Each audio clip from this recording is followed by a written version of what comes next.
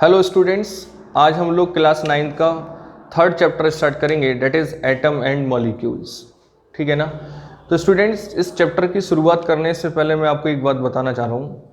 अगर आप केमिस्ट्री को अच्छी तरीके से आगे की क्लासों में डील करना चाहते हैं तो बस आज आप शुरू हो जाइए, क्योंकि केमिस्ट्री का जो फंडामेंटल होता है वो क्लास 9 से ही स्टार्ट हो जाता है।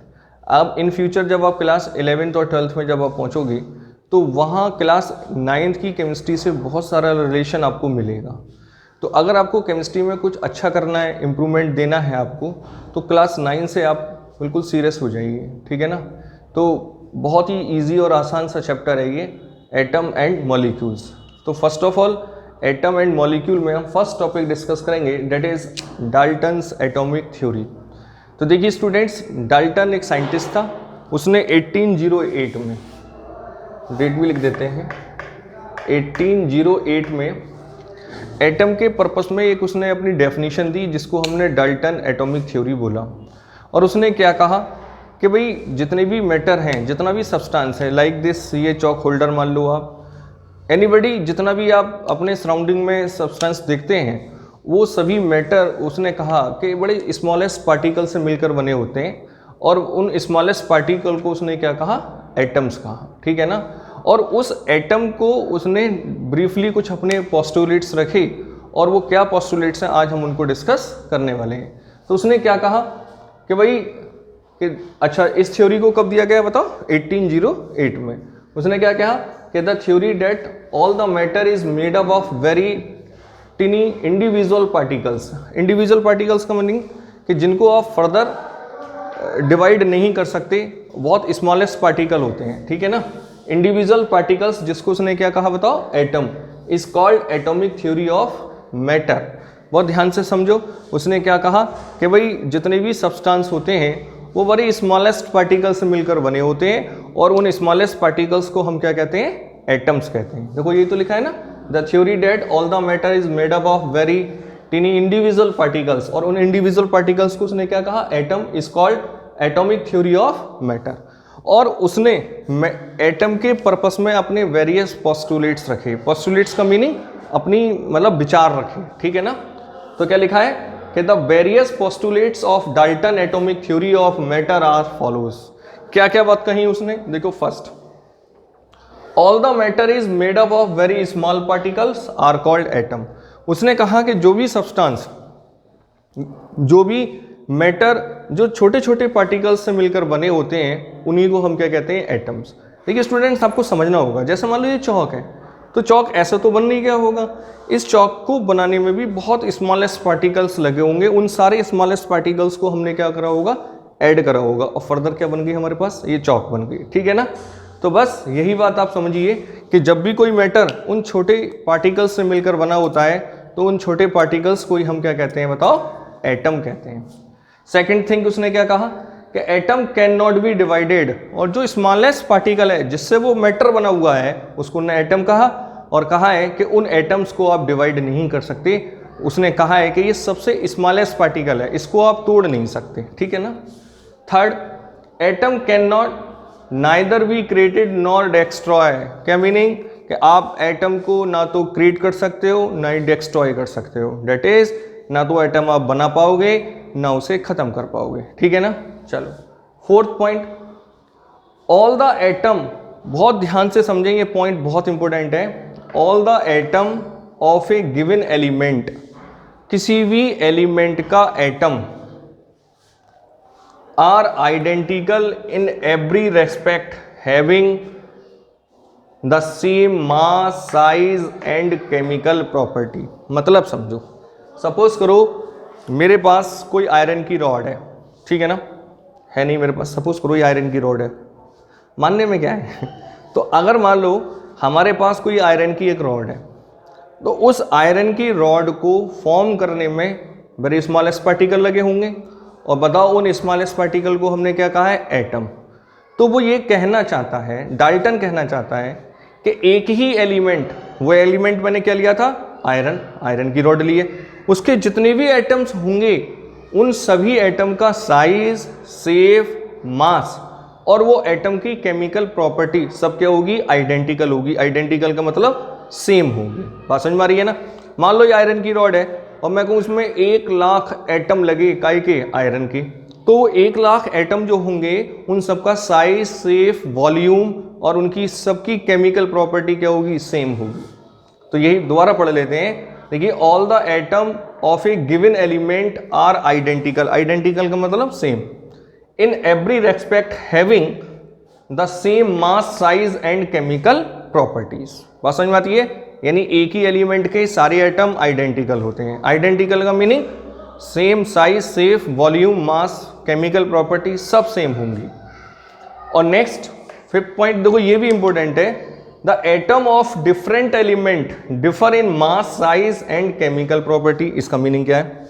मान लो मेरे पास ये आयरन की रॉड है और ये मेरे पास मान लो कॉपर की रॉड है, तो ये दो एलिमेंट डिफर हो गए, बिल्कुल ठीक। मैं कहता हूँ इसको भी छोटे छोटे एटम्स लगे होंगे बनाने में, और इस रॉड को भी बनाने में छोटे छोटे एटम्स काय के लगे होंगे, कॉपर के, और इसमें लगे होंगे आयरन के। बात क्लियर हो गई। अब हैं तो दोनों में एटम, पर ये दो एटम दो डिफरेंट एलिमेंट के, ये आयरन का है और ये कॉपर का है। तो डाल्टन ने ये कहा कि भाई इन दोनों के जो एटम होंगे वो आपस में आइडेंटिकल नहीं होंगे, दोनों का शेप अलग होगा, दोनों का साइज अलग होगा, दोनों का मास अलग होगा, और दोनों की केमिकल प्रॉपर्टीज भी डिफरेंट होंगी। बात समझ में आ रही है ना। चलो तो देखो दोबारा पढ़ लेते हैं। एटम ऑफ डिफरेंट एलिमेंट, यानी दो एलिमेंट, दो डिफरेंट एलिमेंट के differ in mass, size and chemical property. बात समझ में आती है। नेक्स्ट पॉइंट क्या है, मैं आपको पहले ऐसे ही बता देता हूं। उसने ये कहा कि अगर दो एटम आपस में मिल जाएं, दो एटम आपस में मिल जाते हैं, कंबाइन कर लेते हैं, तो किसका फॉर्मेशन करते हैं, मॉलिक्यूल्स का। काय का फॉर्मेशन करते हैं, मॉलिक्यूल्स का। तो उसने क्या कहा है, देखो, केमिकल कॉम्बिनेशन बिटवीन 2 और मोर, ये थोड़ा मिट गया है, इसको लिख लेते हैं, 2 और more element consist in the join together of atom of these element to form molecules of a compound। that is, जब दो एलिमेंट के एटम आपस में कंबाइन करते हैं तो काय का फॉर्मेशन करते हैं, मॉलिक्यूल्स का। तो प्लीज एक बार इसको आप कॉपी कर लीजिए, क्योंकि एक पॉइंट और रह गया है, पॉज ले लीजिए। चलो ठीक है।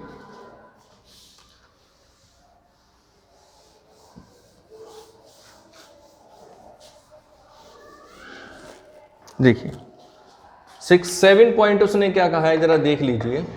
उसने कहा है the number and kind of atom in A given compound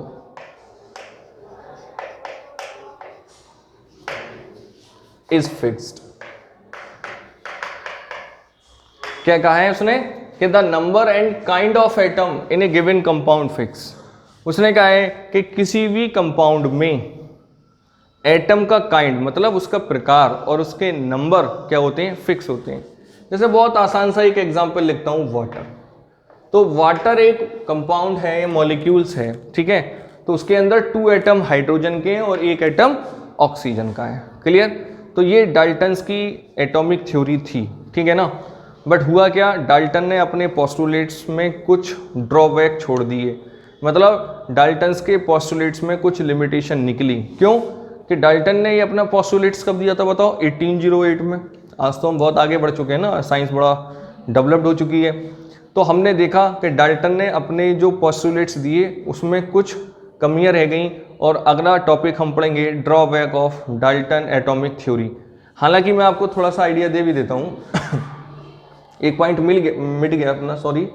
first point उसने यही कहा था कि atom can not be divided. First point है, आप चाहो तो चेक कर सकते हैं। और आप एक काम और करा करो, जब वीडियो देखते हैं तो आप कॉपी पेन लेके बैठा करो, जिससे आप नोट्स प्रॉपर बना रखो, ठीक है ना। चलो, तो एक तो फर्स्ट पॉइंट उसने क्या कह दिया था बताओ, गलत कह दिया था। उसने कहा था कि भाई एटम को हम डिवाइड नहीं कर सकते, आगे हम पढ़ेंगे तो एटम को हम डिवाइड भी कर सकते हैं। सेकेंड ऑफ थिंग, सॉरी यही था फर्स्ट पॉइंट, तो गलत बोल गया मैं। तो एक तो यही पॉइंट वो गलत कह चुका था कि एटम को हम डिवाइड नहीं कर सकते। चलो, एक पॉइंट उसने ये फोर्थ गलत कह दिया कि भाई एक ही एलिमेंट के सभी एटम क्या होते हैं, आइडेंटिकल, मतलब एक एलिमेंट के जितने भी एटम होते हैं उनका शेप, साइज, वॉल्यूम सब क्या होता है, सेम होता है। बट ऐसा नहीं था, हमने आगे देखा तो पता चला कि एक ही एलिमेंट के जो एटम थे उनका शेप, साइज और वॉल्यूम सब क्या थे बताओ, डिफरेंट भी मिले। नेक्स्ट एक फिफ्थ पॉइंट उसने थोड़ा सा गलत कहा था, और उसने ये कहा था कि दो एलिमेंट के जो एटम्स होते हैं, टू डिफरेंट एलिमेंट के जो एटम होते हैं वो आपस में आइडेंटिकल नहीं हो सकते, डेट इज उनका शेप, साइज, वॉल्यूम सब शेप इक्वल नहीं हो सकता।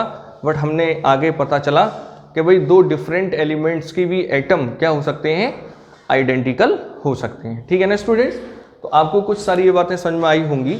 हालांकि बस मैंने अभी थोड़ा सा इनको मार्क करा है, अभी हम इनको डिटेल में पढ़ेंगे, तो एक बार आप इसको कॉपी कर लीजिए। नेक्स्ट टॉपिक हम बात करेंगे drawback of Dalton atomic theory.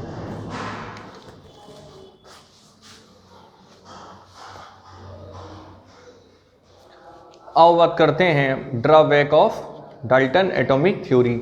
अब हम ये देखना चाहेंगे कि जो डाल्टन ने अपने पोस्टुलेट्स दिए थे उसमें डाल्टन की क्या लिमिटेशन थी। वैसे तो मैं आपको पहले ही बता चुका था कि फर्स्ट उसने क्या कहा था कि एटम को हम डिवाइड नहीं कर सकते, बट मॉडर्न थ्योरी क्या कहती है कि एटम को हम फर्दर डिवाइड कर सकते हैं। और आपने सुना भी होगा कि हम एटम को डिवाइड करके इलेक्ट्रॉन, प्रोटॉन और न्यूट्रॉन में डिवाइड कर सकते हैं। सेकेंड ऑफ थिंग हमने क्या कहा था कि डाल्टन ने कहा था कि एक ही एलिमेंट के जितने भी एटम होते हैं वो सब आइडेंटिकल होते हैं, डेट इज उनका शेप, साइज, वॉल्यूम सब क्या होता है, इक्वल होता है। बट हमने नाउडेज कुछ एलिमेंट ऐसे भी हैं जिनके एक ही एलिमेंट के डिफरेंट एटम होते हैं और उनका शेप, साइज, वॉल्यूम सब क्या होता है, डिफरेंट होता है। और लास्ट डाल्टन ने कहा था कि अगर दो हम डिफरेंट एलिमेंट रहें और उनके एटम को अगर हम चेक करें तो उनका मास, शेप, साइज सब क्या होता है, डिफरेंट होता है। बट हमारे पास कुछ ऐसे भी एलिमेंट्स हैं जिनके दो डिफरेंट एलिमेंट लें और उनका हम एटम को लें तो उनका जो मास है और साइज है, शेप है, वो क्या है, इक्वल है। ठीक है ना, तो क्या क्या है जरा एक बार देख लेते हैं।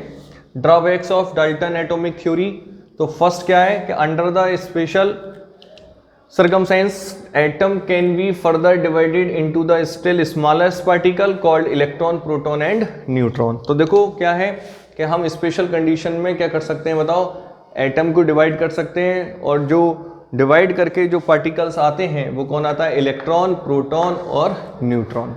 हालांकि इसी चैप्टर में हम सबको स्टडी करने वाले हैं कैसे। सेकेंड पॉइंट क्या है कि atom of the same element can have the slightly different mass। हमने चेक करा है कि एक ही एलिमेंट के जो एटम होते हैं उनका मास भी क्या है, थोड़ा सा स्लाइटली क्या है बताओ, डिफरेंट है। ठीक, और third, even the atom of different element can have the same मास। और हमने ये भी देखा है कि अगर दो डिफरेंट एलिमेंट लें और उनके एटम को अगर हम चेक करें तो उनका मास भी क्या हुआ, सेम आया। तो यहाँ हम डाल्टन एटॉमिक थ्योरी को अच्छे तरीके से कवर कर चुके हैं। आई होप आपको ये समझ में आया होगा। ठीक है ना, तो क्वेश्चन क्या बन सकते हैं कि what is the postulates of Dalton atomic theory, what is the drawback of Dalton atomic theory.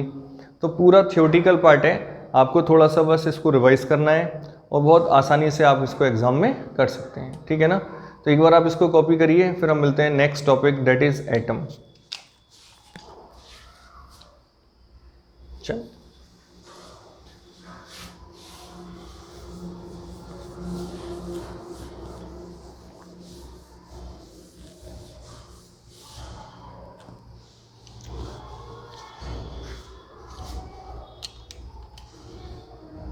और हम पढ़ने जा रहे हैं अब एटम, क्योंकि डाल्टन ने एटॉमिक थ्योरी दी, अब हमको ज़रूरी होता है डिस्कस करना कि एटम क्या है। तो अगर बात करें हम एटम की, तो एटम को हम ऑलरेडी अभी बात कर चुके हैं, the smallest particle of the substance which can take part in the chemical reaction. तो एक बार इसकी प्रॉपर डेफिनेशन लिख लेते हैं, क्या लिखेंगे, N atom is the smallest particle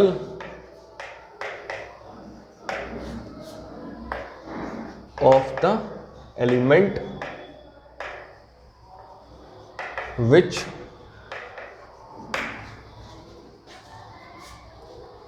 which take part in chemical reaction। ठीक है ना। तो एटम क्या होते हैं बताओ, स्मॉलेस्ट पार्टिकल होते हैं और जो केमिकल रिएक्शन में क्या करते हैं बताओ, पार्टिसिपेट करते हैं। सेकंड ऑफ थिंग अगर मैं बात करूं उसको आप फर्स्ट पॉइंट कर सकते हैं। अगर आप सेकंड पॉइंट अगर इसका देखें तो हम लिख सकते हैं कि एटम इज वेरी, बल्कि और very small in size. Size में क्या होता है, बहुत ही स्मॉल होता है। अगर हम थर्ड पॉइंट इसका चेक करें तो हम लिख सकते हैं द साइज, थोड़ा जगह कम रह जाएगी, थोड़ा ऊपर करके लिखूं, the size of an atom is indicates by its radius,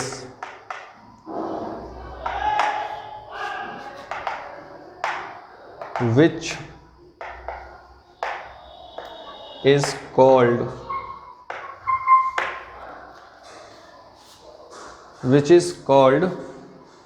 atomic radius। ठीक है ना। और आगे लिख सकते हैं इसमें कि एटॉमिक रेडियस इज मेजर्ड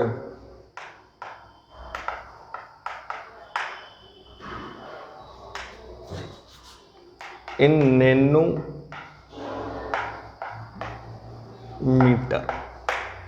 क्या मतलब है कि पहला पॉइंट तो आप समझ ही चुके हैं कि भाई स्मॉलेस्ट पार्टिकल होता है और केमिकल रिएक्शन में पार्टिसिपेट करता है। सेकंड क्या है कि atom is very very small in size. Atom का जो साइज है वो बहुत ही स्मॉल होता है। ठीक है ना, इतना स्मॉल होता है कि आप नेक्ड आइज से तो उसको देख भी नहीं सकते। इवन देन हाईली जो माइक्रोस्कोप्स होते हैं आप उनसे भी एटम को नहीं देख पाओगे। तो इसलिए एटम का साइज क्या होता है, वेरी स्मॉल होता है। और एटम के साइज को जो हम इंडिकेट करते हैं वो कैसे करते हैं, एटॉमिक रेडियस से। और एटॉमिक रेडियस को हम काय में मेजर करते हैं बताओ, नैनोमीटर। इसको हम nm से रिप्रेजेंट करते हैं। और आप इसको अंदाजा ऐसा लगा सकते हैं कि 1 नैनोमीटर इक्वल टू 10⁻⁻9 मीटर होता है। आप लगा सकते हैं ना कि 1 नैनोमीटर इक्वल टू 10⁻⁹ मीटर के होता है। तो वेरी नेग्लिजिबल पार्टिकल होता है, आप इसको हाईली माइक्रोस्कोप से भी नहीं देख पाओगे। इसी ऑर्डर में एक पॉइंट और लिख देता हूँ। आपको पता होना चाहिए कि हाइड्रोजन, जो जितने भी एलिमेंट्स होते हैं उसमें हाइड्रोजन का जो एटम होता है वो सबसे स्मॉल होता है। ठीक है ना। तो इस पॉइंट को भी आप लिख लीजिए कि hydrogen atom is the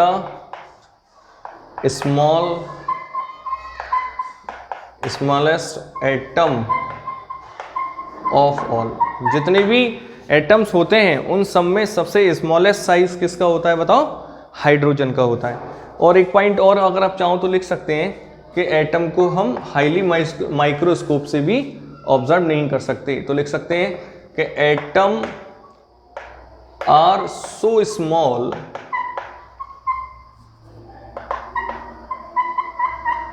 atoms are so small that we cannot see them under the powerful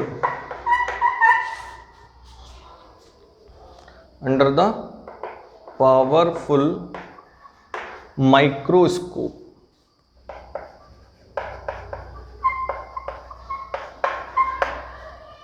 समझ में आ रही है ना। तो अबाउट द एटम हम काफ़ी डिस्कस कर चुके हैं कि atom is the smallest particle of the substance which can take part in the chemical reaction. ठीक है ना। Second of thing, atom is very very small, very small in size. और third, the size of an atom is indicate by its radius which is called atomic radius, ठीक है ना। और atomic radius is measured in nanometer. Atom की radius को हम काय में मेजर करते हैं बताओ, नैनोमीटर में, ठीक है ना। और 1 नैनोमीटर इक्वल टू क्या होता है 10⁻⁹ मीटर। और हाइड्रोजन एटम का साइज सबसे स्मॉल होता है, लिखा है hydrogen atom is the smallest atom of the all. जितने भी एटम्स होते हैं उन सभी एटम्स में हाइड्रोजन का जो साइज है वो सबसे स्मॉलेस्ट है। Atom are so small we can not see them under the powerful microscopes. हम हाईली माइक्रोस्कोप से भी एटम को ऑब्जर्व नहीं कर सकते हैं, ठीक है ना। तो एक बार आप इसकी कॉपी करिए, मिलते हैं नेक्स्ट टॉपिक से। अब बात करते हैं अब सिंबल ऑफ एलिमेंट्स कि जितने भी नेचर्स में एलिमेंट्स होते हैं उनके हम सिंबल को कैसे रिप्रेजेंट करते हैं, ठीक है ना। तो मॉडर्न थ्योरी के अकॉर्डिंग हम बात करेंगे कि एलिमेंट्स के हम उनको रिप्रेजेंट कैसे करते हैं, ठीक है ना। तो जैसे एक्चुअली होता क्या है मैं आपको पहले बता देता हूँ कि एलिमेंट्स, जितने भी एलिमेंट्स होते हैं उनका सिंबल क्या है, उनको हम केमिस्ट्री में किस तरीके से रिप्रेजेंट करते हैं। तो स्टूडेंट्स होता क्या है कि जब भी किसी भी एलिमेंट्स का हमको एटॉमिक सिंबल रिप्रेजेंट करना होता है तो उसके इंग्लिश नेम से फर्स्ट लेटर को हम लिखते हैं। जैसे हम बात करें कार्बन, तो कार्बन को हम रिप्रेजेंट करते हैं सी से। क्यों? क्योंकि कार्बन को अगर आप लिखें तो फर्स्ट लेटर उसका क्या है, सी, ठीक है ना। कभी कभी हम ऐसे भी लिखते हैं कि अगर हमने किसी भी एलिमेंट्स के एटम को रिप्रेजेंट करना है तो उसको हम फर्स्ट और सेकंड लेटर से भी रिप्रेजेंट करते हैं। जैसे हम बोले कैल्शियम, तो कैल्शियम को लिखेंगे हम Ca। होता क्या है कि हमने अब यहाँ पे 2 लेटर्स क्यों लिखे, क्योंकि ऑलरेडी कार्बन आ चुका है, कार्बन में C आ चुका है, इसलिए सेकंड लेटर हम कैसे लिखेंगे बताओ, Ca से। थोड़ा एक समझ लेते हैं होता क्या है कि the symbol of an element is the first letter और the first letter and another letter of English name of the Latin name of the elements. क्या मीनिंग है कि हम किसी भी एलिमेंट्स के सिंबल को रिप्रेजेंट करने के लिए क्या करेंगे बताओ, उस एलिमेंट का जो इंग्लिश का फर्स्ट लेटर होगा उसी से हम उसको रिप्रेजेंट करेंगे, या फर्स्ट और सेकंड लेटर से रिप्रेजेंट करेंगे। कैसे? देखिए हम बात करें सिंबल ऑफ हाइड्रोजन, तो हाइड्रोजन को हम कैसे लिख ले रहे हैं, HYDROGN, ठीक है ना। तो फर्स्ट लेटर क्या है, H, इसलिए हम कैसे रिप्रेजेंट करा है, H से। लिखा है फर्स्ट लेटर ऑफ नेम, ठीक है ना। सेकंड क्या लिखा है, हमने लिखा है सिंबल ऑफ ऑक्सीजन। तो बताओ सिंबल ऑफ ऑक्सीजन, तो ऑक्सीजन को हम कैसे लिखते हैं, OXY। तो फर्स्ट लेटर क्या है, O, तो हमने लिखा है first letter of the name, ठीक है ना। सिमिलरली सिंबल ऑफ कार्बन, तो कार्बन को कैसे लिखेंगे, C से। तो इसलिए इसके एलिमेंट्स को हम कैसे रिप्रेजेंट करते हैं, C से। लिखा भी है फर्स्ट लेटर ऑफ नेम, ठीक है ना। फोर्थ है हमारा सिंबल ऑफ कैल्शियम। अब आप मुझे बताओ, अब आपको ये लग रहा होगा कि सर हम इसको भी C से लिखेंगे, बट आप कार्बन को भी ऑलरेडी C से लिख चुके हो, इसलिए दोनों सेम ना हो तो हम फर्स्ट और सेकंड लिखेंगे, दैट इज Ca। तो लिखा भी है हमने first and second letter of the name. Fifth देखो सिंबल ऑफ क्लोरीन। अब मुझे एक बात बताओ, क्लोरीन को हम कहाँ से लिख रहे हैं बताओ, फर्स्ट और थर्ड से। कैसे, Cl। तो लिखा है first and third letter of chlorine, ठीक। यहाँ भी वही थोड़ा सा लफड़ा हो जाता, अगर आप फर्स्ट लेटर लिखते C तो C से ऑलरेडी कार्बन आ चुका है। नेक्स्ट क्या है, सिंबल ऑफ कॉपर। अब कॉपर को हम कहाँ से लिख रहे हैं बताओ, Cu। तो first and second letter of name, it's Latin name, क्योंकि बताओ लैटिन में कॉपर को हम बोलते हैं क्यूप्रम। क्या बोलते हैं, क्यूप्रम, Cu, ठीक है ना। हालांकि आप यहाँ से भी देख रहे होंगे, बट कॉपर का हम जो सिंबल लिखते हैं वो लैटिन वर्ड से लिखते हैं, क्योंकि हमने लिखा भी है या तो इंग्लिश का फर्स्ट लेटर होना चाहिए या उसकी लैटिन एक लैंग्वेज होती है, उसका अकॉर्डिंग जो उसका फर्स्ट लेटर होगा या सेकंड लेटर जो होगा उससे हम एलिमेंट्स का क्या करते हैं, रिप्रेजेंट करते हैं, ठीक है ना। तो इस तरीके से हम कॉपर करते हैं। अब मैं अभी आपके सामने एक टेबल ड्रॉ करने वाला हूँ जहाँ आपको क्लास 9th के अकॉर्डिंगली जो इम्पोर्टेंट्स एलिमेंट्स हैं और उनका आपको सिंबल याद रखना है, वो मैं भी टेबल एक ड्रॉ कर दूंगा। आप केवल उतने ही एलिमेंट्स के सिंबल को याद रखिएगा, ठीक है ना। फर्स्ट ऑफ ऑल इसको एक बार कॉपी करो, फिर बात करते हैं। आओ अब टेबल ड्रॉ करते हैं जो आपके क्लास 9 के अकॉर्डिंगली कुछ एलिमेंट्स हैं जिनका आपको उनका एटॉमिक सिंबल याद रखना बहुत इंपॉर्टेंट है, ठीक है ना। तो बस मैंने एलिमेंट्स के नाम तो लिख ही दिए हैं, अब इनके एलिमेंट का जो सिंबल होगा वो क्या होगा वो आप देख लीजिए।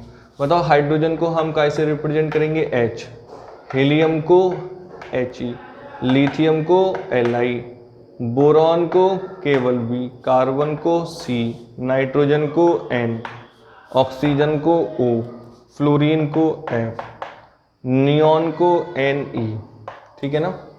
बताओ, मैग्नीशियम को क्या करेंगे, Mg, एल्युमिनियम को कैसे करते हैं, Al, सिलिकॉन को Si, फास्फोरस को P, सल्फर को S, क्लोरीन को Cl, आर्गन को Ar, कैल्शियम को Ca, मैग्नीज को Mn, या सिंबल लिख लीजिए, ठीक है ना। निकिल को Ni, जिंक को Zn, और ब्रोमीन को Br, आयोडीन को I, बेरियम को Ba, कोबाल्ट को Co, और यूरेनियम को E, ठीक है ना। तो बस आप लगभग ये 25 हैं। इन एलिमेंट्स के आपको सिंबल याद रखना बहुत इंपॉर्टेंट है, ठीक है ना। तो एक तो टेबल जो आप जनरली इनके नेम के अकॉर्डिंग बता सकते हो, ठीक है ना। बट स्टूडेंट्स, कुछ एलिमेंट्स ऐसे होते हैं जिनका हम सिंबल इंग्लिश वर्ड के अकॉर्डिंग ना देके हम कहाँ देते हैं, बताओ, लैटिन वर्ड से देते हैं, तो वो थोड़ा सा डिफिकल्ट हो जाता है। जैसे फॉर एग्जांपल अगर मैं आपसे बोलूँ, अब के का मतलब क्या होता है, बताओ, पोटेशियम होता है। क्या होता है, पोटेशियम। अब आपको लग रहा होगा कि इसको मैं पी से रिप्रेजेंट करूँ। अनदर वर्ड देख लीजिए आप, सोडियम है, तो सोडियम को अगर आप लिखोगे एस से तो आपको लग रहा होगा हम एस से लिखेंगे, बट हम उसको लिखते हैं एन ए से। तो एक टेबल और ड्रॉ करूँगा जो लैटिन वर्ड के अकॉर्डिंग होगी, लैटिन वर्ड पर होगी। यानी कुछ एलिमेंट्स ऐसे होते हैं जिनके हम उनका सिंबल इंग्लिश वर्ड के अकॉर्डिंग ना देके हम कहाँ से देते हैं, लैटिन वर्ड से देते हैं। तो वो थोड़ा सा आप भूलने की टेंडेंसी ज़्यादा हो जाती है, बट आप भूलोगे नहीं क्योंकि आप मेरे साथ हो। तो मैं उसकी टेबल एक अलग ड्रॉ कर दूंगा। तो एक बार आप इस टेबल को कॉपी करिए, फिर नेक्स्ट टेबल बनाते हैं। आओ बात करते हैं। अब कुछ ऐसे एलिमेंट्स हैं जिनका हम सिंबल उनको इंग्लिश लैटिन के अकॉर्डिंग ना देके उनके हम लैटिन वर्ड के अकॉर्डिंग देते हैं। कैसे, जरा देख लीजिए। फर्स्ट, जैसे सोडियम है, तो आपको लग रहा होगा हम इसको एस या एसओ से लिखें, बट हम सोडियम को कहाँ से लिखते हैं, एन से। क्यों लिखते हैं, क्योंकि लैटिन में एक ऐसा करो, एक यहाँ पे और लिख लीजिए, एक टेबल और बनाइए, लैटिन नेम ऑफ एलिमेंट, है ना। तो सोडियम को हम लैटिन में क्या बोलते हैं, नेट्रियम। क्या बोलते हैं, नेट्रियम। तो यहां से वर्ड आया है Na, ठीक है ना। सिमिलरली पोटेशियम को हम कैसे रिप्रेजेंट करते हैं, K से। अब देखो, लग रहा होगा आपको P या PO से लिखें, क्यों, क्योंकि पोटेशियम को हम लैटिन में कैलियम कहते हैं, कैलियम, ठीक है ना। सिमिलरली आयरन, तो आपको लग रहा होगा I से लिखें, बट I से तो आयोडीन होता है, अभी देखा है।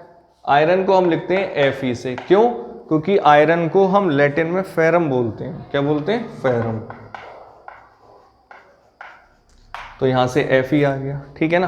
तो सिमिलरली कॉपर, तो आपको लिख रहा होगा C या CO से लिखें, बट हम कॉपर को क्या लिखते हैं, बताओ, Cu से। क्यों, क्योंकि लैटिन में इसको क्यूप्रम बोलते हैं।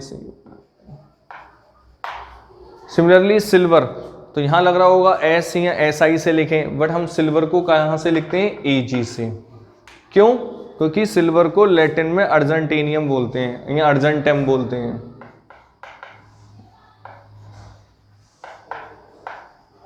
ठीक है।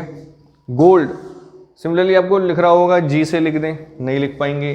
क्यों, क्योंकि हम इसको AU से लिखते हैं, क्योंकि गोल्ड को लैटिन में हम ऑरम बोलते हैं। क्या बोलते हैं, ऑरम। सिमिलरली मरकरी, मरकरी को हम कहां से लिखते हैं, Hg। क्यों, क्योंकि उसको लैटिन में क्या बोलते हैं, हाइड्राजियम, हाइड्राजियम जी। लेड, आपको लग रहा होगा Li से लिख दें, नहीं लिखेंगे। क्यों? क्योंकि इसको हम Pv से लिखते हैं और लैटिन में लेड को प्लम्बस बोलते हैं, या प्लम्बम, ठीक है ना। टिन, टिन को क्या बोलते हैं बताओ? Ti लग रहा होगा, नहीं लिखेंगे, Sn। क्यों? क्योंकि इसको लैटिन में क्या बोलते हैं? स्टेनम।